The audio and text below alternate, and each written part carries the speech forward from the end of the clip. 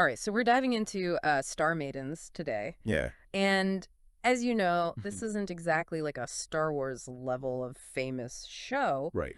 but and that's kind of what makes this deep dive so interesting. Yeah. Like we're uncovering a hidden gem. I think that's a great way to put it. Yeah. And I think one of the reasons why this is so fascinating is because Mm.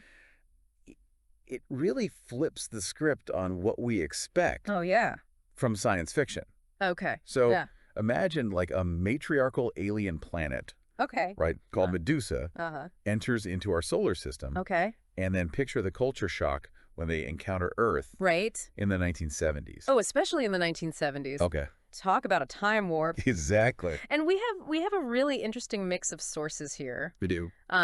You sent me some articles, some fan-form discussions, even some behind-the-scenes production notes. Yeah, it's really a treasure trove Yeah. of information. Yeah, and one of the things that keeps popping up is this connection to space, 1999. Yeah, I mean, believe you. I think a lot of people who are even casually familiar with Star Maidens Right. know about this connection. Yeah, and it's not just a superficial connection. Okay. They shared sets, Oh, costumes, even a few of the same actors. really? Yeah, it's almost as if they raided the Space 1999 prop department Wow. and said, hold my space beer, watch this.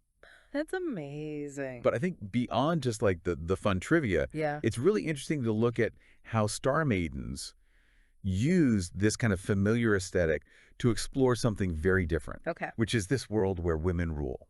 All right, so Medusa, and we're not talking like a benevolent matriarchy here. Right. Right. This is Right. These women are in charge, These women are in charge. and they are not impressed Not at all. with Earth's male-dominated society. And this fear of male dominance is really key to understanding the Medusans. Okay. You have to remember, Yeah. Yeah. their planet was knocked out of orbit. Oh, wow. It forced them underground. Okay. And this catastrophe really shaped their society. Yeah. It led to women taking charge. I see.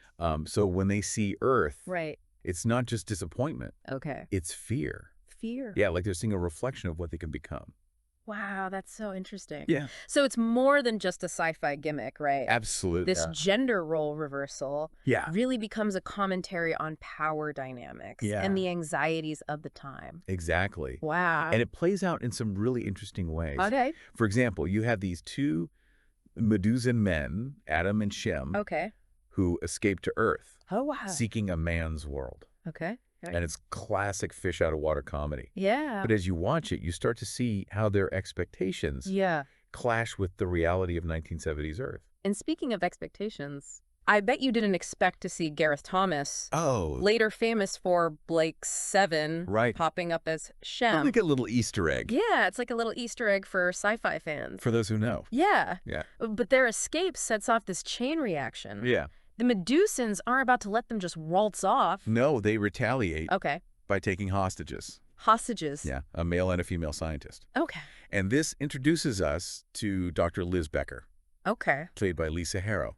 All right. And wouldn't you know it, What? she was also in Space, 1999. No way. Yes. Wow. But her role here is much more than just a familiar face. Okay.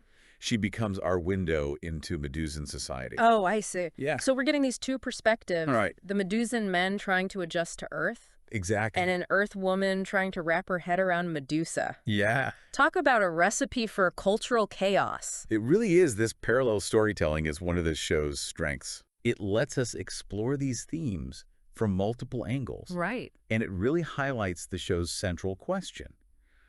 What happens when two worlds with radically different ideas about gender and power collide? That's fascinating. Yeah. So far, I think it's safe to say this show is more than just spaceships and aliens. Absolutely. It's really using that classic sci-fi setup to explore some really interesting ideas about gender and power, Yeah. especially for a show made in the 1970s. And I think what's so striking is how those ideas come to life through the characters. Right. We're not just talking about cardboard cutouts here. Right. These characters, even the ones that are played for laughs, Yeah.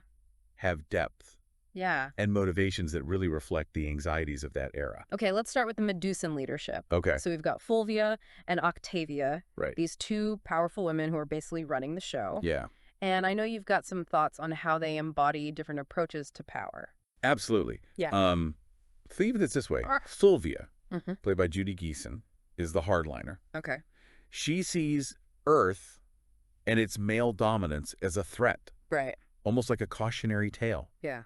Her fear is palpable. Oh, wow. Octavia, played by Christian Kruger, Okay. is more nuanced. All right. She's not naive, Right.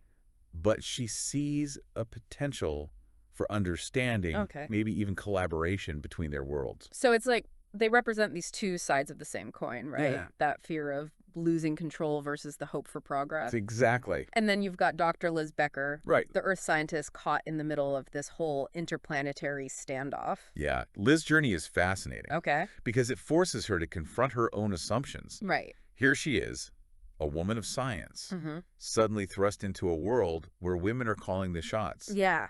And it really challenges her preconceived notions about what female leadership looks like. Okay, but we can't forget about the guys. Right. Adam and Shem, those two Medusan men who escaped to Earth. Yeah. Their whole storyline is a gold mine of fish-out-of-water comedy. It is, but I think if you look closer, Yeah. there's more to it than just laughs. Okay. You know, Adam is this idealistic guy. Mm-hmm. He thinks that Earth is going to be this haven for men. Right. Shem is more cynical, Okay.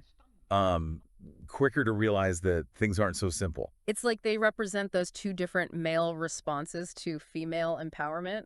Exactly. Right. The hope for an equal partnership versus that fear of losing their place in the world. Yeah. And it all plays out against this backdrop of 1970s Earth, Right. which is dealing with its own set of gender dynamics. Precisely. Right. You've got the women's liberation movement gaining traction, Mm-hmm. traditional roles being challenged. Right. So it's this fascinating intersection of fictional alien society and real-world social change. And Star Maidens doesn't shy away from exploring those parallels, does it? It does not.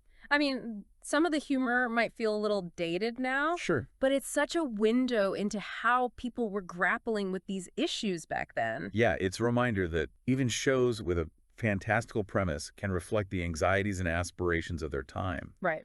Star Maidens might not be giving us concrete answers, but it is prompting some important questions Yeah. about how we define power, equality, and what it means to create a truly just society. It's making us think and Okay. maybe even chuckle a little along the way. But, you know, it's not just about gender. Right. There are episodes where Star Maidens delves into these other themes that feel surprisingly relevant today. Absolutely. Wait, what? Well, there's an episode called What Have They Done to the Rain?, Okay. which explores the ecological consequences of unchecked technological advancement. Sound familiar? It really does. It's like they predicted our current climate anxieties, Yeah, but with a sci-fi twist. exactly. And then there's Creatures of the Mind, Right. where robots become self-aware Uh-huh. and threaten to take over Medusa.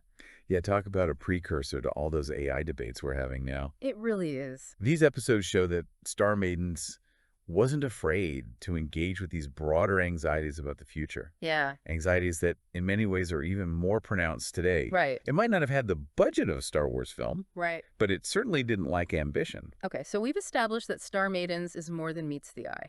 It's funny, it's thought-provoking, it tackles these issues that still resonate with us today, Mm-hmm. but we do have to be honest here. Yeah, It's a product of its time. sure. Some of the attitudes and portrayals might feel a little, well, cringeworthy. That's true, and I think it's important to acknowledge those limitations, Right. to view the show through a critical lens. Yeah. But I don't think that diminishes its value at all. It's like having a conversation with the past, Yeah. recognizing where we've come from and how far we still need to go. Exactly. So as we wrap up our deep dive into Star Maidens, Yeah. what are your final takeaways? Okay. What do you think this show has to offer viewers today, Right. even those who might not be diehard sci-fi fans? I think Star Maidens is a reminder that even seemingly niche shows can hold up this mirror to society, Yeah, challenging our assumptions and prompting these important conversations. I agree. It's a show that can make you laugh, Right. make you think, and maybe even inspire you to imagine a world where those boundaries of gender and power are redefined. It's a show that, despite its flaws, was ahead of its time in many ways. Yeah. And as you continue to explore that vast universe of science fiction, Right. keep an eye out for those hidden gems. Right. Those shows that might not have the biggest budgets Yeah. or the most famous actors, Right. but that offer something unique, Yeah. thought-provoking, Yeah? and ultimately Yeah. very human. Thanks for joining us on this deep dive. Yeah, thanks for listening.